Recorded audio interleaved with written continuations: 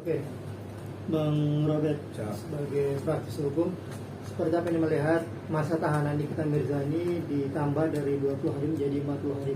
Abang sendiri dari sisi hukum melihatnya seperti apa sih?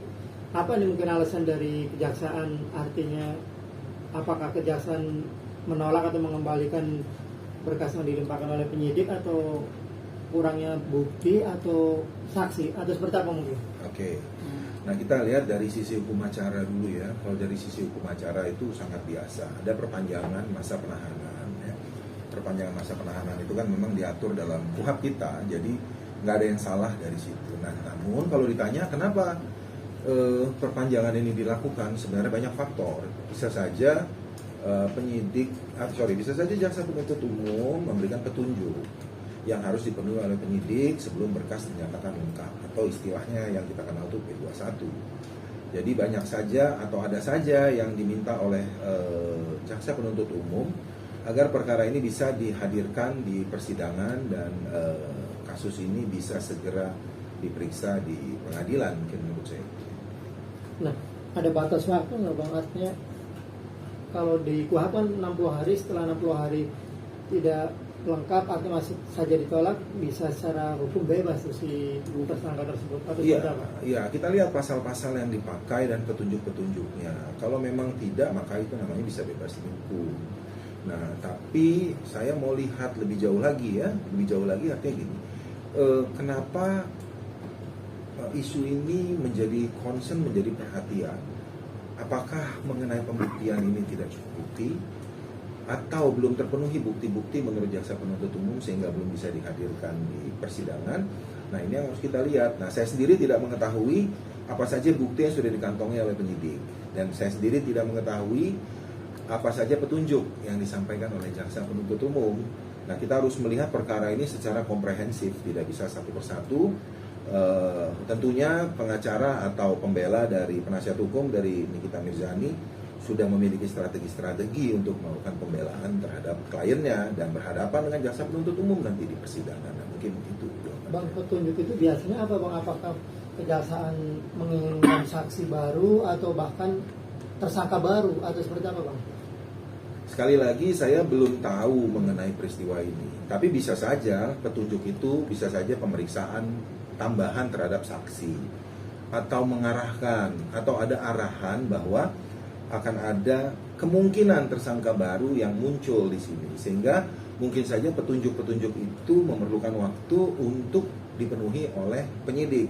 Namun saya percaya apa yang dilakukan oleh penyidik harus bisa nanti dihadirkan di persidangan oleh jaksa penuntut umum dalam satu surat dakwaan yang cermat, jelas, dan tegas. Menurut saya itu. Bang, dengan artinya tahanan ditambah kan berarti ada kurangnya kekuatan bukti atau bahkan saksi, atau mungkin ini menjadi angin segar juga buat si Nikita sendirinya sekarang jadi tersangka ini. Artinya bisa lepas dari jerat hukum atau gimana? Gini, saya tidak tahu bukti apa yang telah dikantongi oleh penyidik.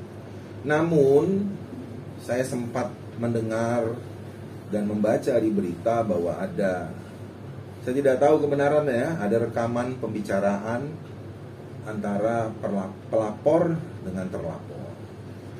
Kalau rekaman pembicaraan itu saja yang dijadikan sebagai bukti, maka bisa saja rekaman yang dipakai atau direkam secara diam-diam itu dapat saja dinyatakan sebagai unlawful legal evidence, atau mendapatkan bukti-bukti dengan cara-cara yang tidak benar. Nah, kenapa mendapatkan bukti-bukti dengan cara-cara yang tidak benar? Karena rekaman itu hanya dapat dilakukan oleh penegak hukum sebagaimana di dalam Undang-Undang ITE. Nah, merekam dan kemudian disebarluaskan ini tentunya juga memiliki sanksi pidana. Jadi tidak serta-merta rekaman yang kita punya secara diam-diam hanya akan menjerat orang. Kita pun dapat terjerat juga dengan itu. Sehingga jika hanya rekaman tersebut yang dipakai sebagai bukti di awal sekali pembuatan laporan, maka sangat mungkin Nikita Mirzani akan lepas dari segala tuntutan. Namun sekali lagi, saya tidak mengetahui apa alat bukti yang lain. Tapi kalau berangkat dari bukti rekaman diperkuat dengan keterangan saksi-saksi, dan hanya itu yang dipakai, maka menurut saya bukti rekaman itu tidak bisa juga dipakai sebagai petunjuk. Karena direkam secara diam-diam dan disebarluaskan. Bagaimana cara penyebarluasannya? Salah satunya adalah dengan membuat laporan kepolisian. Nah, itu tentunya bisa saja masuk ke dalam konstruksi unlawful legal evidence. Dan saya yakin penasihat hukum Nikita Mirzani pasti sudah mempelajari itu lebih jauh untuk dilakukan pembelaan di persidangan. Saya pikir begitu. Ada secara hukum tidak dibolehkan Bang orang merekam diam-diam terus kemudian disebarluaskan untuk menjadi barang bukti juga? Iya, sepengetahuan saya itu tidak diperkenankan. Karena itu jika kita menghubungi pihak-pihak tertentu seperti perusahaan-perusahaan perbankan, perusahaan-perusahaan asuransi, mereka selalu menyampaikan bahwa pembicaraan tersebut direkam, sehingga para pihak yang terlibat dalam pembicaraan itu tahu bahwa pembicaraan ini direkam. Namun apabila kita merekam secara diam-diam dan dihadirkan itu sebagai alat bukti untuk di persidangan, maka tentunya itu masuk dalam kategori unlawful legal evidence sebagaimana itu ada di dalam buku Prof. Edi yang judulnya Teori Pembuktian. Dan itu sekarang sudah umum diketahui oleh orang, bahkan banyak sekali kok informasi-informasi yang bisa kita dapat dengan teori-teori pembuktian yang sifatnya unlawful. Maka bisa saja tersangka atau terdakwa akan lepas dari masalah ini semua. Dan sekali lagi saya mau menyampaikan, jika itu direkam diam-diam dan disebarluaskan, maka tidak akan bisa dipakai untuk pembuktian. Nah, ini perlu kejelian dan pemahaman lebih lanjut lagi. Oke Bang, kalau berbicara unsur dugaan pemerasan yang dilakukan oleh Nikita Mirzani terhadap owner kecantikan tersebut, Abang melihatnya seperti apa nih? Apakah unsurnya terpenuhi dengan kuat atau seperti apa? Oke, kalau kita berandai-andai ya, awal terjadi pemerasan itu dan awal terjadinya pelaporan polisi itu dilakukan berdasarkan alat bukti yang dihadirkan itu adalah rekaman. Sekali lagi, karena alat bukti yang dipakai itu adalah rekaman yang dilakukan secara diam-diam, maka nggak mungkin ini akan bisa dihadirkan di persidangan dan memperberat Nikita Mirzani. Sementara di sisi lain, memang benar pemerasan itu terjadi ketika barang atau uang itu berpindah.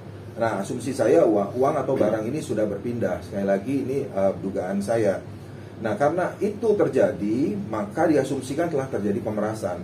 Namun kita harus bicara ke awal, asal muasalnya. Kalau ini memang didasari karena adanya rekaman pembicaraan yang dilakukan secara diam-diam, maka tidak bisa serta-merta itu jadi alat bukti, satu-satunya alat bukti. Kemudian ditambah lagi dengan keterangan saksi, bukan jadi dua alat bukti. Karena alat bukti yang pertama itu unlawful legal evidence, diperoleh dengan cara-cara yang tidak benar.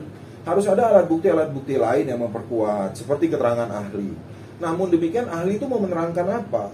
Kalau ahli menerangkan mengenai rekaman tersebut, maka harusnya ahli juga pasti mengatakan itu unlawful.